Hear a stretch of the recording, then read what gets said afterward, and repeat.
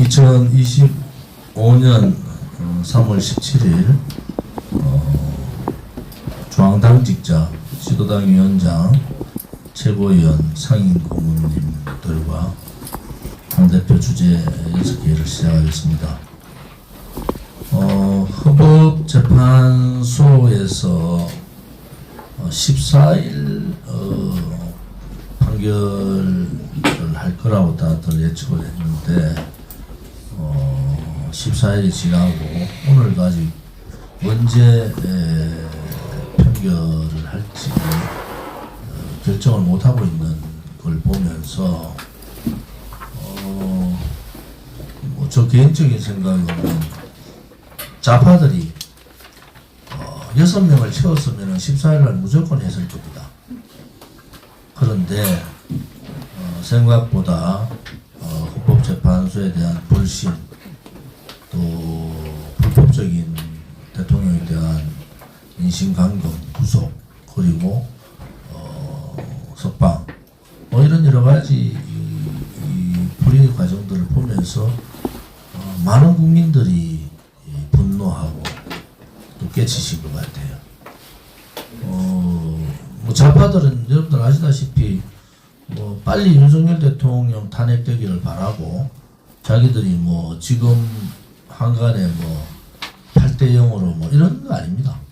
좌파들은 6명만 확보하면 14일날 무조건 했을 거다. 근데 그게 어려운 상황이 되니까 문영배 같은 자가 어떤 상황을 결정을 못하는 상황이 되어버렸잖아요. 그래서 시간을 자꾸 끌면은 헌법재판소가 딴 생각을 갖고 있다. 저는 그래 보고 소위 당연히 탄핵될 거라고 생각했던 민주당이 지금 길거리에 나오면서 난리들을 하고 있는데 발등에 불이 좀 떨어진 것 같다. 그래서 헌법재판관들이 헌법과 법률에 따라서 하시면 된다. 그것은 국민들이 이미 다 절차적인 하자가 있고, 지금 각하라는 얘기는 이 내란 놀이를 했고, 내란이라는 내용을 가지고 국회를 그 내용이 한 80% 정도 들어가면서 탄핵 소추를 했는데 국회 측 변호사 말대로 헌법재판관의 권유에 따라서 내란을 뺐다. 이것은 짬짬이고, 그 자체가 절차상의 문제가 있기 때문에 각하가 맞다 이렇게 말씀하시죠. 제가 헌법재판소에 13가지의 문제점을 제가 직접 하나하나 만들어서 공지를 했고, 또 그 중에는 21대 선거의 이 연수원에 대한 재검표에 대한 얘기들을 했지 않습니까? 그런데 헌법재판소에 대통령 측에서 요구를 했는데 그 사실은 전수조사하는 게 그리 어렵지 않습니다. 요즘 이영돈 PD 말로는 서버도 3개월 동안 임대했다가 다시 서버를 돌려주니까 지금 있는 서버에도 내용이 안 남아있다 이런 얘기를 하고, 또 그 자체가 중국의 하웨이 제품은 미국이 알레르기 반응식으로 하웨이 제품을 금지시켰던 이유는 하웨이 제품이 간첩 행위를 하는 가능성이 대단히 높다. 이렇게 해서 금지를 시켰던 거 아닙니까? 헌법재판소가 굉장히 이 부분에 대해서 강구를 했는데 21대 연수원의 선거의 사전선거 부분이 4만 5천 6천 정도 됩니다. 그거 전수조사하는 거 어렵지 않아요. 우리나라 시스템으로는. 그리고 특검을 통해서 선관위가 지금 이런저런 얘기하는데 부정 채용만 해도 800건이 넘고 관련된 게, 또 위법사항에 800건이 넘는다는 거예요. 선관위 자체적으로 어떻게 하겠어요? 감사원도 못하게 만들고. 그런 입장에서는 민주당이 입만 내면은 떠드는 특검을 해야 된다. 이렇게 보고. 또 이제 윤석열 대통령 계엄에 관련해서 묻혔던 일들이 있습니다. 무한 비행기 참사 사건은, 무한공항 참사 사건은 이거 왜 다들 가만히 있죠? 20일 만에 이거 특검해야 됩니다. 특검. 그런 문제점들이 되게 많이 도출됐는데 이게 의도적으로 언론 방송도 어느 날 제주 항공기라고 떠들면서 덮어버렸잖아요. 그게 만약에 다른 지역에서 그런 일이 벌어졌다고 하면은 제가 지금 한 10가지 정도를 의심을 갖고 있는 게 어떻게 갑자기 한 여행사에 의해서 이 국제 여행이 재개가 됐느냐. 뭐 그래서 여러 가지 부분들이 또 광주 공항을 없애고 무한으로 전체적인 통폐합을 통해서 하자. 그리고 규정상 그 시멘트에 둔덕을 설치하는 그 상식 밖의 일들이 너무나 많이 벌어졌잖아요. 그리고 또 거기에 전임 책임자가 자살하는 사태가 벌어지고 이러한 부분들은 국민들의 의혹이 많으니까 특검을 통해서 선관위의 부정채용 문제라든지 부정선거 문제도 특검을 통해서 하고 무안공항의 참사 부분도 특검을 통해서 해야 된다.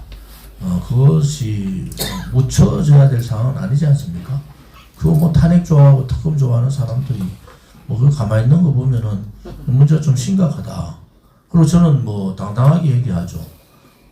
자유민주주의체에서 선거에 불복하는 행위, 특히 대통령 선거에서 졌는 척 이기는 척을 괴롭히는 행위, 그 다음에 여당이나 집권 정부가 일을 못하게 하는 행위, 이게 대선 불복이거든요. 가장 나쁜 겁니다. 선거의 패배를 인정하지 않고 29번의 탄핵, 23번의 특검을 하는 이재명의 민주당이 내란을 한 거죠. 그래서 그 내란 수계는 저는 이재명이다. 당신들이 그런 행위를 했지 않느냐. 근데 그거를 이제 국민의힘은 안 떠들어요. 가만히 있어. 아무튼 어쨌든 뭐 좀 민감한 문제는 아예 안 떠들어. 근데 침묵한다고 그게 되는 일도 아니잖아요. 이제 국민들이 국민의힘을 의혹의 눈으로 쳐다보고 있고 김상욱이라 같은 그런 자 하나를 공천했는 놈부터 때려잡아야 되잖아. 김상욱이 공천했는 놈부터 한동훈부터 때려잡아야 되잖아. 저런 놈이 어디 국민의힘이 공천을 받아가지고 대통령이 탄핵 안 되면은 죽을 때까지 단식한다는 뭐 그런 어디 별나라에서 온 것도 아니고 이상한 짓을 하고 있는데도 못해요. 아무것도 못해. 지금 돌이켜보면은 박근혜 대통령 때 당론으로 탄핵 반대를 정해놓고 자유투표 들어가자 한 사람들이 있어요. 그 사람들 때문에 62명의 이탈이 생긴 거. 또 이번에 같은 경우도 탄핵 소추 표결하는데 당론으로 정해가지고 안 들어가면 되는 겁니다. 그럼 들어가는 놈은 다 표결해가 찬성 찍었더니 딱 정해지잖아요. 12명 들어가서 12명이 반 찬성 찍었으면 그 놈들이 배신자잖아요. 그거를 또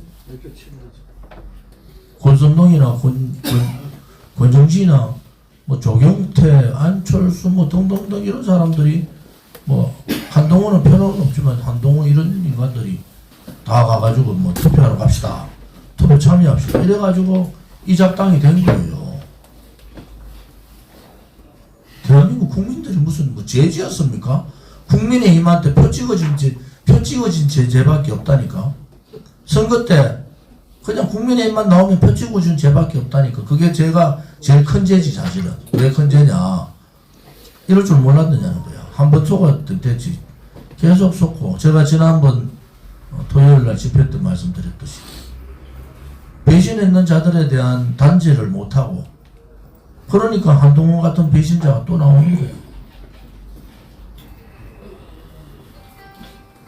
그래서 아쉬움도 있지만은 한편으로 봐서는 이번 계엄을 통해서 많은 국민들이 우리 공화당의 10년 투쟁을 보셨을 거다. 그날 단상에 와서 연설하는 중에 하시는 분 중에 3개월 투쟁하면서 너무 힘들었다 그래서 허평한 장군님하고 내가 웃었는데 야 이제 우리는 9년째 싸우는데도